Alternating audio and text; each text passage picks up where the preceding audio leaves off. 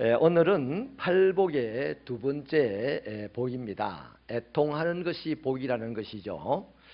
이 애통한다는 이 표현은 일반적인 슬픔을 말하는 것이 아닙니다. 감당할 수 없는 슬픔으로 고통스럽게 눈물을 흘리는 것을 애통이라고 합니다.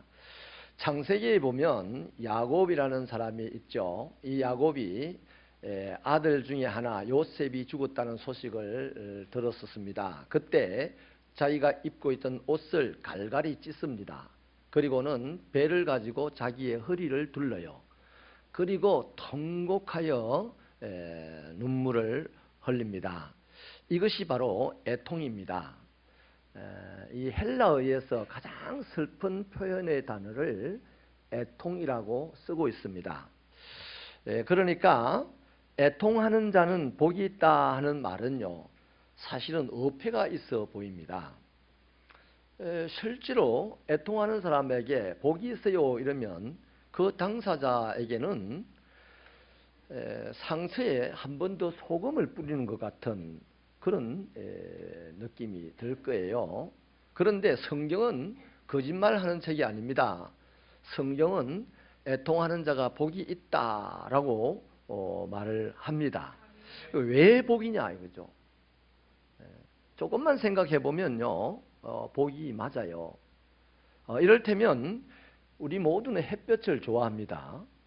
햇볕을 좋아하는데 이 햇볕이요, 1년 365일을 한 번도 쉬지 않고 계속 햇볕이 쬐게 되면 그걸 갖다가 우리는 가뭄이다 이럽니다.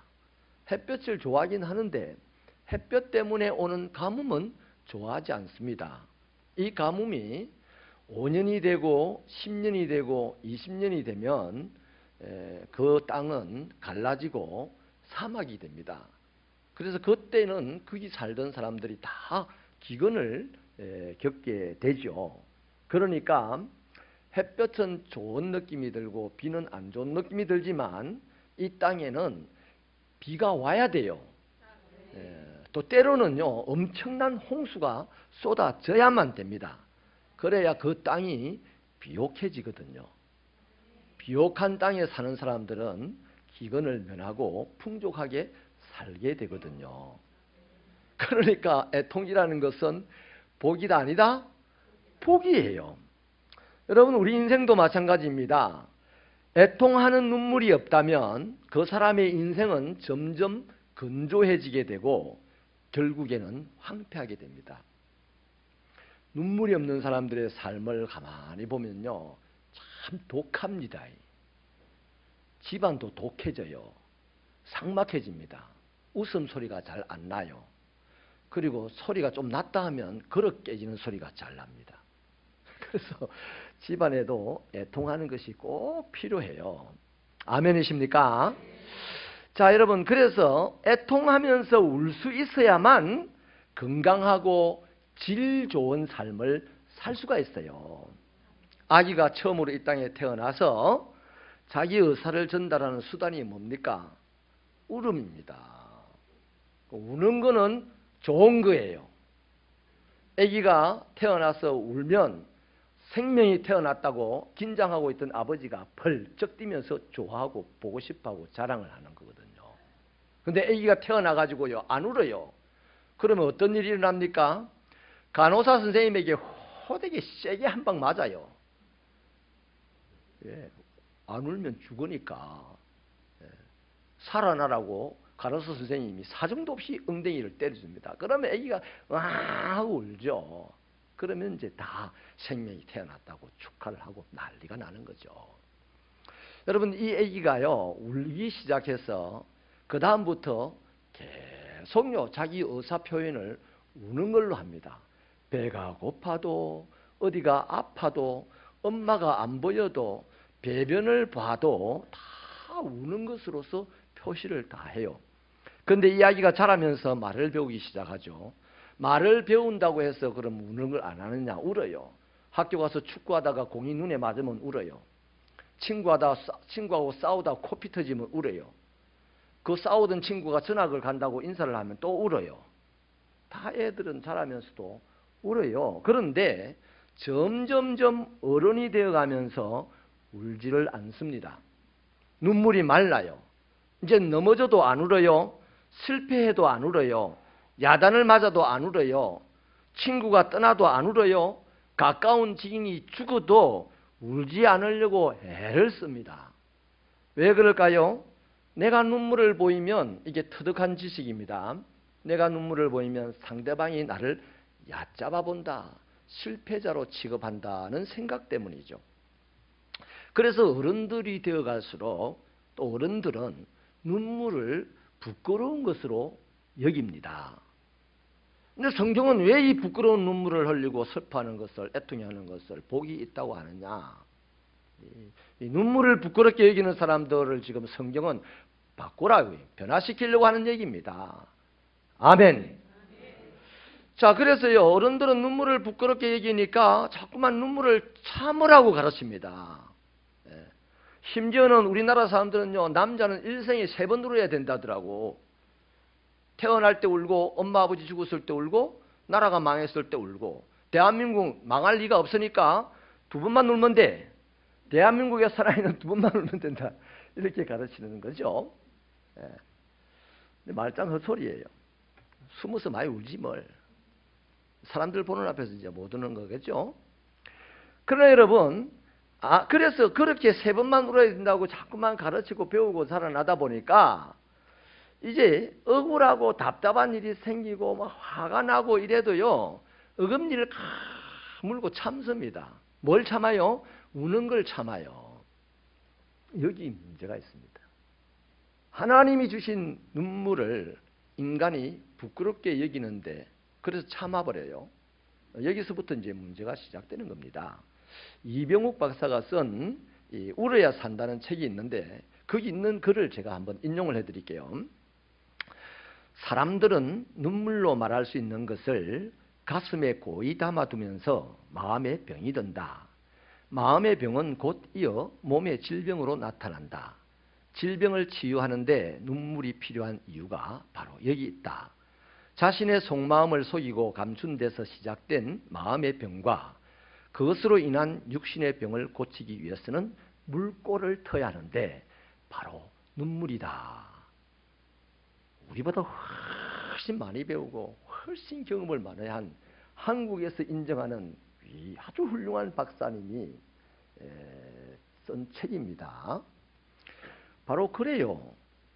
저와 여러분의 마음에는 오래전에 털어냈어야만 했던 것들이 있습니다. 불만, 불평, 시기, 미움, 질투, 다툼, 분노, 정오, 이런 것들이요. 이런 감정들이 우리는 이미 오래전에 털어내버려야 했는데 아직도 우리 안에 있어요. 이병욱 박사의 연구에 의하면 이것들을 밖으로 뽑아내버리는데 가장 유용한 것이 눈물이라는 것입니다. 그런데 우리는 울지를 않습니다.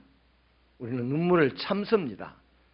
결국 우리 안에 이 악한 감정들이 우리의 삶을 건조하게 만들고 우리의 행동을 딱딱하게 만들어요. 그래서 우리의 몸을 해치는 독소가 되어버립니다. 이러한 독소를 해소할 수 있는 건강한 그리스도인들 되시기를 축원합니다. 눈물이 그 독소를 해소하는 역할을 한다는 거죠. 그래서 이병욱 박사는 눈물이 곧 치유와 회복을 위한 관문이요, 눈물은 곧 천년 항암제다, 이렇게 결론을 내렸어요. 심리학 용어 중에요, 다이애나 신드롬이라는 것이 있습니다. 다이애나는 우리가 잘 알아요. 영국의 황태자 비였습니다. 근데 이 사람이 사고로 죽었어요. 영국의 모든 국민들이 다 함께 그 시간대에 슬퍼했답니다. 장례식 날에는 다 울었대. 전 국민이 다 슬퍼하고 아주 심하게 울었답니다. 그런데 그 사건 이후에 영국에 한 현상이 일어났는데요. 이 심리 상담소에 내원한 환자 수가 절반으로 뚝 떨어진 거예요. 그러니까 심리병원을 하는, 정신과 치료를 하는 병원의 환자 수가 그 시간에 갑자기 그 일정한 시간 동안 절반으로 확 떨어져 버린 거예요. 그러니까 병원이 난리가 난 거 아니겠습니까? 그래서 이제 학자들이 연구를 했는데 그 이유가 다이애나 비의 죽음 때문이었습니다. 그 다이애나 비가 죽자 영국 국민들이 뭐 정신적으로 괴로움을 당한 사람들, 건강한 사람들 할 것 없이 다 그냥 대성통곡을 하고 난리가 났습니다. 울고. 그런데 그렇게 울다가 그들의 심리에 안정감이 찾아왔다는 거예요. 그래서 심리를 상담하는 병원이 절반으로 환자 수가 줄어들었다 하는 것을 학계가 논문으로 밝히고 있습니다. 여러분, 바울 사도는요, 로마서 12장 15절에서 즐거워하는 자들과 함께 즐거워하고 우는 자들과 함께 울어라 이랬으니, 사랑하는 여러분, 이제 우리는요, 우는 사람에게 인사한다고 격려한다고 울지 마라 이렇게 하는 거 참 좋아요. 근데 그보다 더 좋은 거 있어요. 우는 사람 옆에 가서 이유를 묻지 말고, 왜 우는데 이렇게 묻지 말고 같이 울어주는 것이 최고로 좋은 거다.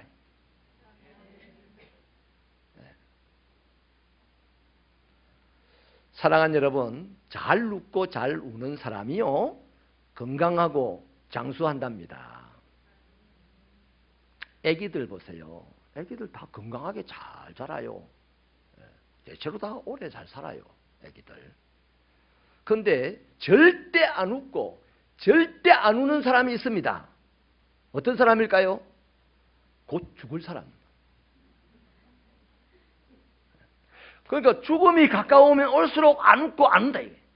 그러니까 지금 우리가 볼 때 잘 안 운다, 잘 안 운다 이러면 걱정하고 기도 말해 주세요. 주여, 저분에게 눈물의 은사를 주시옵소서. 건강한 사람은, 마음이 건강한 사람은 잘 울고 잘 웃어요. 할렐루야. 그래서 우리 새벽교회는요, 잘 울고 잘 웃으셔서 오랫동안 건강하게 생존하셔서 하나님의 영광을 보시게 되기를 축원합니다. 이 눈물에는 두 가지 종류의 맛이 있어요. 하나는 싱거운 맛이고 하나는 짠 맛입니다. 그런데요, 이 싱거운 눈물은요, 감정이 없이 흘리는 눈물이에요. 예를 들면 가정주부가 이 양파를 막 썰어요. 또 어떤 남편이 도와준다고 마늘을 막 깝니다. 근데 눈물이 쫙 흘러요. 왜 그러냐면 양파에서 나오는 그 독소가, 자극적인 냄새가 눈으로 들어가니까 눈이 그걸 보호를 하려고 눈물을 싹 쏟아요. 감정이 없이 나오는 겁니다. 자기 눈을 보호하려고 나오는 눈물. 이거는 싱겁대요. 근데 짠 눈물이었어요. 아주 짜요. 여러분, 어떤 때 코끝이 찡 하면서 눈물이 흐를 때 있지요. 억울할 때, 갑자기 누명을 썼을 때,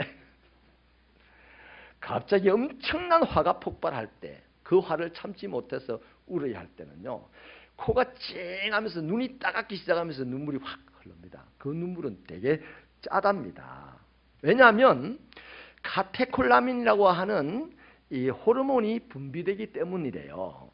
이 카테콜라민은 우리 몸과 감정이 심한 스트레스를 받았을 때 대량으로 생기게 되는데, 이게 밖으로 빠져나가지 않으면 만성위염이나 위궤양 같은 소화질환이 오게 되고, 또 관상동맥 협착증이라든지 심근경색이라든지 동맥경화라는 이런 질환들이 온다고 합니다.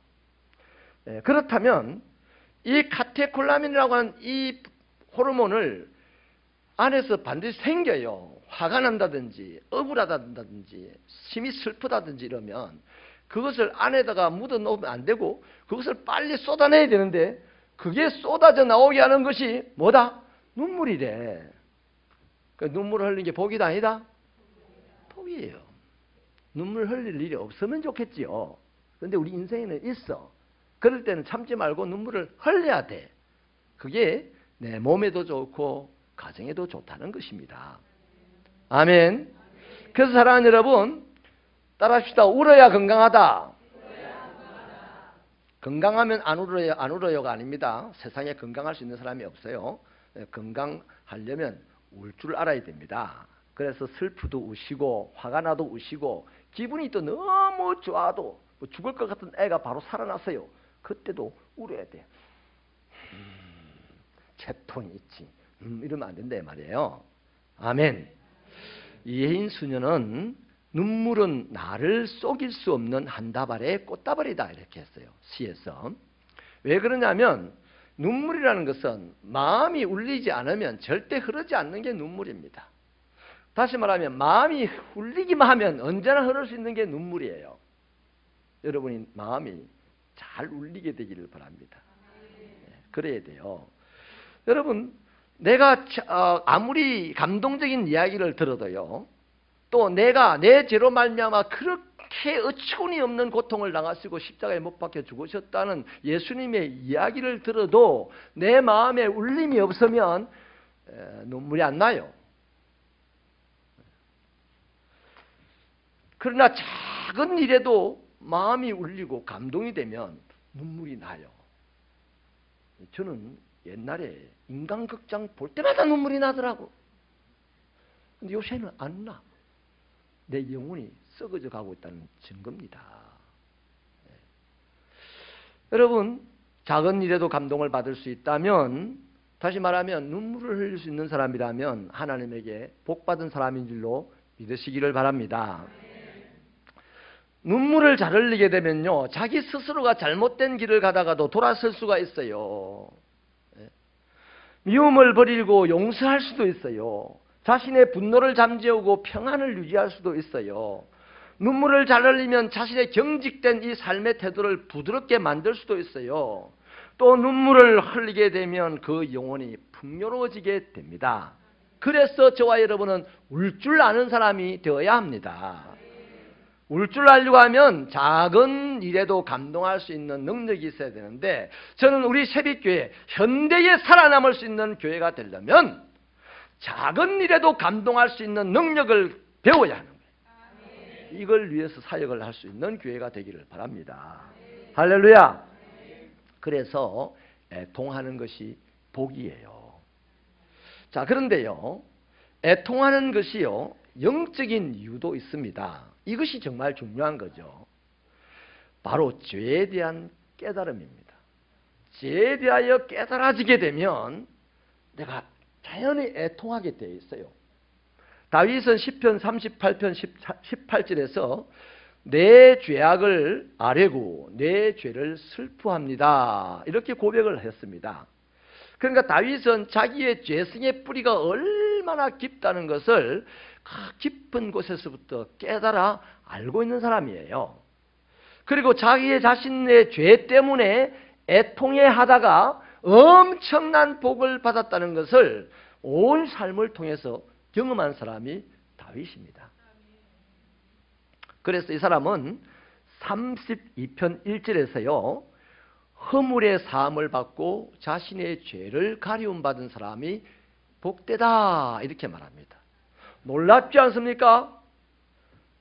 내가 왕이 된 것이 복되도다. 내가 전쟁을 이긴 것이 복되도다. 내가 나를 죽이려고 하는 사울에게 죽임을 당하지 않는 것이 복되도다. 이런 말 안 했어요. 자기가 복되다고 자랑하고 표현한 것은 내 허물과 내 죄의 삶과 가려움을 받은 것이 복되다 이랬어요. 우리가 복되다고 표현하는 거 많이 다르죠. 다윗이 이렇게 용서받음의 행복을 노래한 것은요, 먼저 자신의 죄를 철저하게 깨닫고 몸쓰리치는 고통을 받았기 때문입니다. 다윗은 자기 죄 때문에 어떤 고통을 받았습니까? 시편 32편 3절 4절에서 이렇게 고백을 해요. 내가 입을 열지 아니할 때에 종일 신음함으로 내 뼈가 쇠하였다. 다시 말하면 내가 내 죄를 아는데 내 죄를 고백하지 아니하였을 때 나는 종일 신음했다. 그래요. 죄를 본인이 알아. 신음이 돼. 하나님께 고백만 하면 금방 해결될 텐데. 하다가 세월 다 보내는 거예요. 그랬다는 얘기입니다.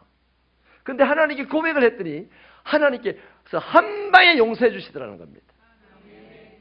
또 그 다음 표현이 그거죠.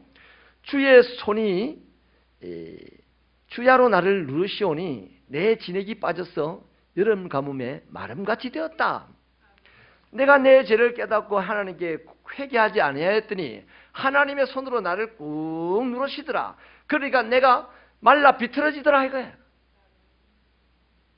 그러니까 내 인생이 말라 비틀어지는 것을 보는 고통 속에 사느니, 내 뼈가 새하여지는 그 고통 속에 사느니, 하나님께 내가 깨달은 죄를 자백함으로 말미암아 하나님의 용서받고 그것을 통해서 회복되어지고 일어서게 되고 엄청난 삶을 살아가는 그 복을 본인이 누렸다는 얘기입니다.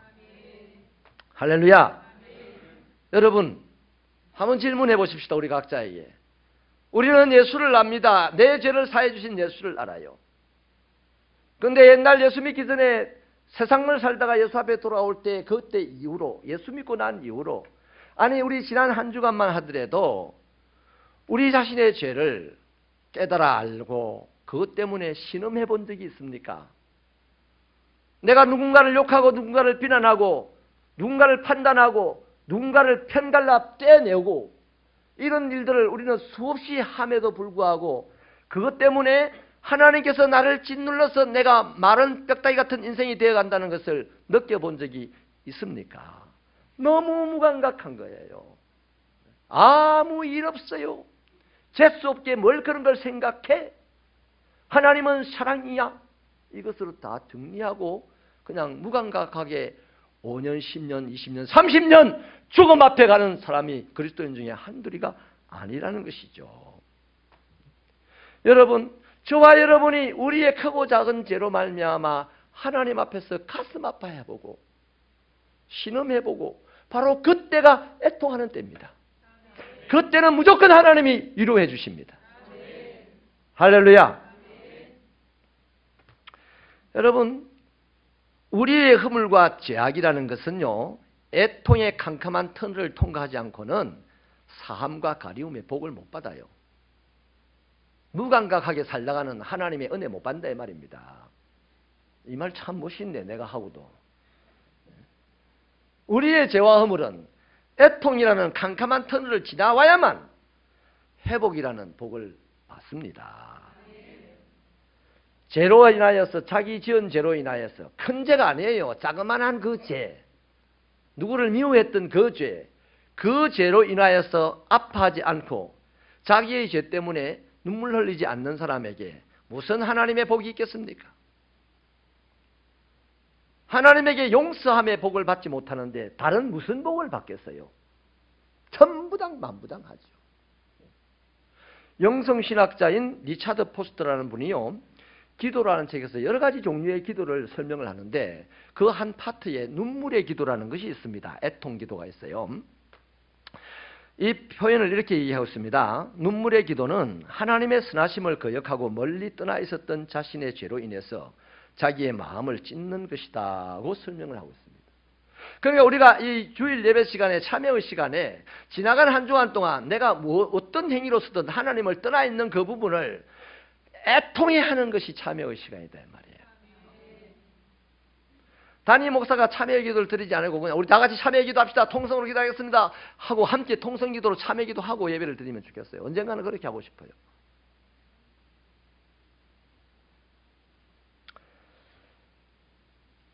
눈물의 기도는 자신과 세상의 죄 때문에 고통스러워하며 하나님 앞에 슬퍼하는 것이에요.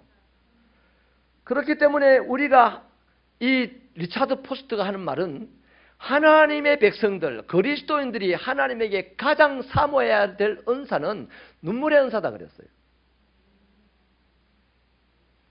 그리고 덧붙여서 세상에서 제일 불쌍한 사람이 누구냐? 눈물이 없는 눈을 가지고 있고 차가운 마음으로 인생을 살아가는 사람이라 했습니다.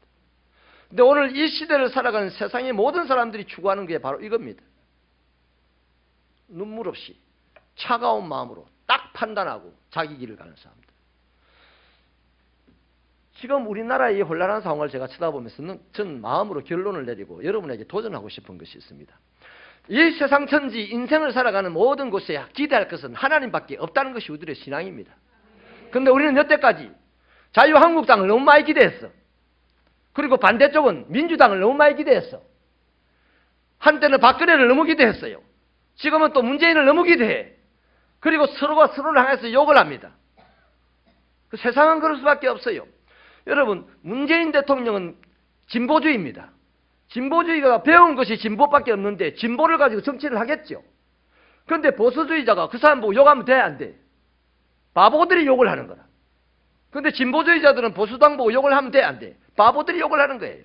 이 땅은 지금 바보들의 천지입니다. 여러분, 문재인 대통령을 기대할 것이 있습니까? 사람일 뿐이요. 박근혜 대통령을 기대할 수 있습니까? 사람일 뿐입니다. 기대할 것이 없어. 기대할 것은 오직 하나님 한 분밖에 없어. 근데 교회 안에도 이렇게 편이 갈려져 가지고 지금 계속해서 양진영을 서로 공격하고 있어요. 그러니까 양진영을 공격하다 만났으니 서로가 찝찝한 거야. 우리는 기대하는 자에게만 매달려야 돼. 우리가 기대하는 자가 누굽니까?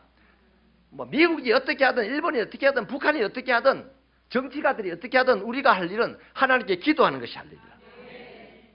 하나님이 이 나라를 살리고 죽이고 하실 거죠. 하나님 불쌍히 여겨달라고 기도해야 되죠. 문재인이가 잘못한다 욕해봐야 그 사람 잘못할 것밖에 없어. 잘할 것이 하나도 없다니까. 사람이니까. 잘할 것이 단 하나도 없어요. 지나온 역사 속에 하나님의 눈으로 볼 때 잘한 사람이 있습니까? 한 사람도 없습니다. 저는 문재인 개인을 폄하하다고 하는 얘기가 아닙니다. 기대할 것이 없는 분들이에요. 우리는 그를 위하여 기도해 줘야 되는 거라. 그를 욕하면 안 돼. 또 그렇다고 박근혜를 왜 욕을 해? 그 사람은 그렇게 구조가 되어 있어서 그렇게 정치를 했어. 그 사람을 뽑은 사람이 대한민국 국민이다. 그래 이해를 해야 됩니다. 우리는 오직 하나님께 애통하며 나가는 것이 이 나라를 살리는 길인 줄로 확신합니다. 여러분, 물론이에요. 눈물이 인생을 결정짓는 절대적인 표시는 아니에요. 하지만 눈물을 그리스도인이 흘린다는 것은 적어도 하나님께서 그의 영혼을 만져주셨다는 확실한 증표입니다. 좀 전에 말씀드렸지만 저는 눈물이 참 많았어요. 그런데 자꾸 언제부턴가 눈물이 자꾸 안 나요. 그래서 인간극장을 어쩌다가 이제 점심 먹으면서 보다가도 지금 내가 울어야 할 타임이다. 울어야지. 울어라. 내가 내보고 그럽니다. 근데 눈물이 안 나요. 오늘 이 시대 교회가 눈물이 없어요. 이전에 70년 대는 교회에 눈물이 가득했습니다. 그래서 교회에서 군데군데 휴지를 두었어요. 눈물 흘리고 콧물 흘리고 바닥을 지저분하게 해놓고 가는 것이 이제 안 되니까 이제 휴지 닦으라고 휴지를 비춰뒀는데 요즘 교회 휴지 없어요. 우리 여성도님들 왜 눈물을 안 흘릴까? 내가 한 이유는 발견했어. 화장을 요새 너무 두껍게 하니까 눈물 때문에 화장이 흘러내릴까 봐서 안 하는 것도 있을 수 있어. 그런데 근본적으로는 자존심이야. 근본적으로는 하나님을 기대하지 않기 때문입니다. 하나님은 우는 자에게 주신댔습니다. 근데 왜 안 우느냐? 하나님께 기대가 안 되니까. 사랑하는 여러분, 눈물을 이제 달라고 기도해야 됩니다. 눈물을 회복해야 될 때예요. 크고 작은 우리의 죄를 하나님께 자백하며 나아가야 합니다. 값없이 주시는 하나님의 그 은혜와 그 용서를 깨달아야 합니다. 깨달았습니까? 주서 들어서 알고 있지. 그 은혜를 마음으로 받아들여서 내 마음에 감동이 일어나야 합니다. 물론 이렇게 아무리 눈물을 강조해도 눈물을 기질적으로 못 흘리는 분이 있어요. 그분 포기하지 마세요. 눈물의 은사를 달라고 기도해야 돼요. 안 되면 사복음서를 열심히 읽으면서 나를 위해서 죽어주신 예수 그리스도를 더 깊이 깨달아 아셔야 됩니다. 그러면 눈물은 자연히 나오게 돼 있어요. 하나님이 공평하게 우리에게 주신 것이 눈물입니다. 아멘. 그렇다면요, 이 애통하는 자가 받는 복이 뭐냐? 위로예요. 위로. 여기 그들이 위로를 받을 것이며, 이 말은 원문으로는 그들이 미래의 위로를 받는다는 겁니다. 다시 말하면 애통한 후에 위로를 받는다는 얘기예요. 은혜를 받고 위로를 받고 난 후에 애통하는 게 아닙니다. 우리 은혜 받으면 내가 섬기지요? 이 아닙니다. 은혜 백날 받아도 은혜를 몰라서 못 섬겨요. 그 사람은. 근데 섬기다 보면 하나님의 은혜를 깨닫게 돼요. 그러면 더 큰 은혜를 받게 되고 또 더 아름답게 섬기게 되는 겁니다. 그래서 이 미래형으로 쓰여져 있다는 겁니다. 분명한 것은 위로는 누구에게 받습니까? 여기 본문에는 누구에게라고 안 적어놨어요. 위로는 하나님에게 받습니다. 하나님의 위로는 사람의 위로와 차원이 달라요. 사람에게는 우리가 가끔 사람을 찾아가서 애통하면서 그냥 슬픈 감정을 표현하고 눈물을 흘립니다. 사람들은 위로해 줄 수 없어요. 왜냐하면 위로는 하나님의 거예요.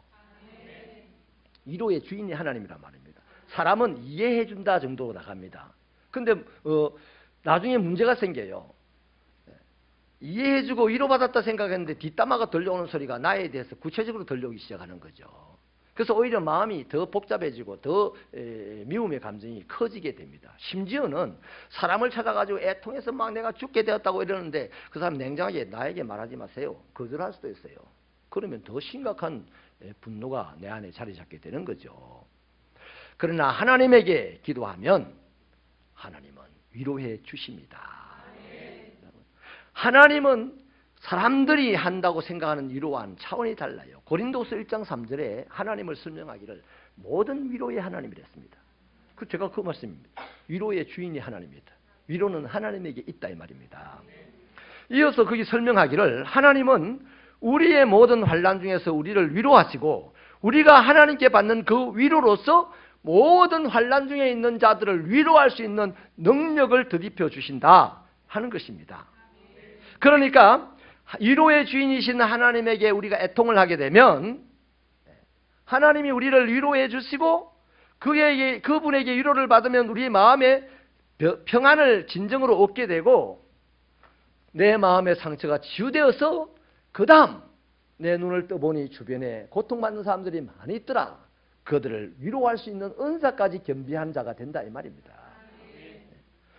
자, 그러면 중요한 사실은요, 애통하는 방향입니다. 눈물을 이렇게 흘려도 부정적인 방향으로 흘리는 사람이 있고요, 긍정적인 방향으로 흘리는 사람이 있어요.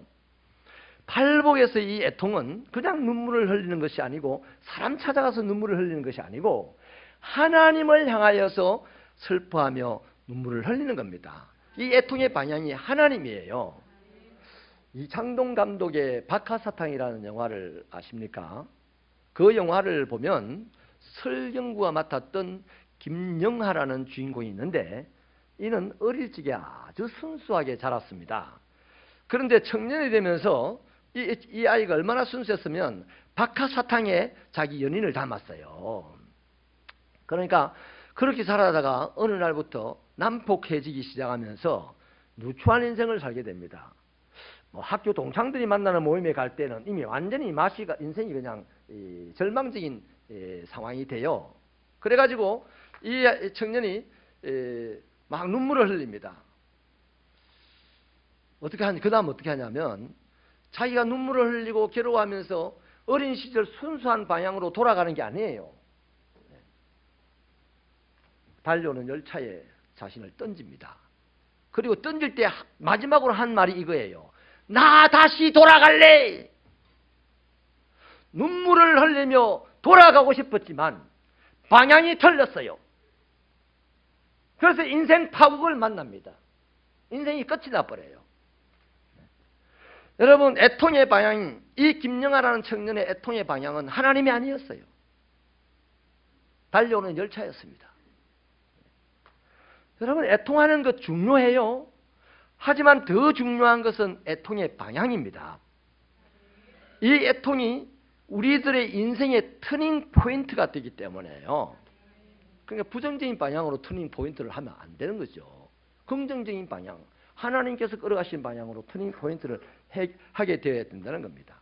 지금도 우리의 주변에는요, 눈물을 흘리며 복수의 칼을 가는 사람이 있습니다. 심지어는 눈물을 참으면서 복수의 칼을 가는 사람이 있습니다. 이 사회에 엄청난 파장과 아픔을 몰고는 비극적인 인생들이 다 그런 사람들입니다. 시대가 지나가면 갈수록 더 많아질 겁니다. 두 사람 걸러 한 사람이 그런 사람이 될 가능성도 있어요. 이런 때에 우리 새벽교회 성도들은 눈물을 흘리되 하나님을 향하여 눈물을 흘리고 하나님에게 위로를 받으시고 세상 살리는 능력자로 일어나게 되기를 축원합니다. 그게 예수 믿는 거 아니겠습니까? 히스기야를 보세요. 병이 들어서 죽게 되었습니다. 애통할 일이죠. 그때 애통하는 히스기야의 모습을 성경이 이렇게 기록을 하고 있습니다. 히스기야가 낯을 벽으로 향하고 여호와께 기도하여 이르되 여호와여 구하오니 내가 진실과 전심으로 주 앞에 행하며 주께서 보시기에 선하게 행한 것을 기억하옵소서 하고 히스기야가 심히 통곡하더라. 이렇게 기록을 하고 있어요. 다시 말하면 히스기야의 기도가 이렇습니다. 하나님, 내가 지난 시간 인생을 살아오면서 하나님께 최선을 다해서 열심히 하지 않았습니까? 그런데 어떻게 해서 내게 이런 일이 일어나서 내가 오늘 죽게 되었습니까? 이 기도 1분이면 끝나는 기도죠. 할 말은 1분이면 끝나요. 그 다음 뭡니까? 상한 마음, 애통하는 마음, 통곡하고 벽을 보고 통곡했더라. 얼마나 통곡했는지 모르겠어요. 제 경험으로는요. 저는 한 30분 정도 아주 교회에서 세게 우니까요. 그 다음 어지러움이 오더라고요. 그리고 속 쓰러지더라고요. 입신은 아닙니다. 잘난 척하는 사람들 그런 것도 입신이라고 합니다. 그냥 기력이 빠져서 쓰러져 버리는 거라. 근데 그 다음 나타나는 현상, 마음에 평안이 와요. 한 30분만 통곡하면서 하나님 앞에 하나님하고 통곡하며 울어도 내 마음에 평안이 오고 그 다음에 살 길이 열리고 이러더라고요. 히스기야는 내보다 또 좀 더 신령한 사람이니까 한 3시간 울었을지도 몰라. 아무튼 기도는 짧게 했지만 울기를 오래 했어. 아멘. 그랬더니 하나님께서 뭐라고 하냐면 이사야 선지자에게 이렇게 전해주라고 그럽니다. 내가 너의 기도를 들었고 너의 눈물을 보았노라. 내가 너를 낫게 하리라. 그리고 15년 더 살 수 있는 은혜를 입고 그 15년 동안 나라를 더욱 부강하게 만들었습니다. 할렐루야. 말씀을 이제 마칠게요. 우리 각자의 마음에는 지금도요, 억울함이 있어. 실패의 감정이 있어요. 아픔이 있어요. 미움과 증오가 있습니다. 이것이 10년 된 자도 있습니다. 아니, 제가 13년 됐으니까 이곳에 온 지 13년 동안 그 미움의 감정을 가슴 안에 품고 있는 자도 있습니다. 더 분명한 것은 우리 자신의 허물과 죄악을 마음속에 지금 묻어두고 있습니다. 이제는 내 마음 안에 있는 이 모든 악한 것들을 애통함으로 쏟아내십시다. 어디에다가? 나를 애통하게 한 그 사람에게? 위로하시는 하나님에게. 하나님은 절대로 그 사람을 외면하지 않습니다. 여기 위로라는 뜻이요, 헬라어로는 곁에 둔다 하는 뜻입니다. 하나님에게 내 안에 있는 이런 악한 일들을 일으키는 독소적인 것들을 애통하며 쏟아 놓을 때 하나님은요, 나를 자기 곁에 다 두신대.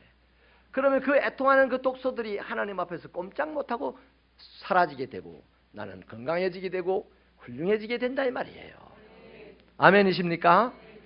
여러분, 애통하면서 돌아온 사람이 있잖아요. 누가복음 15장에 보면 허랑방탕하게 살다가 아버지 재산도 다 까먹어버리고 그렇게 살다가 애통하면서 아버지 앞에 돌아왔더니 그 아버지는 어떡합니까? 자기 곁에 두었어요.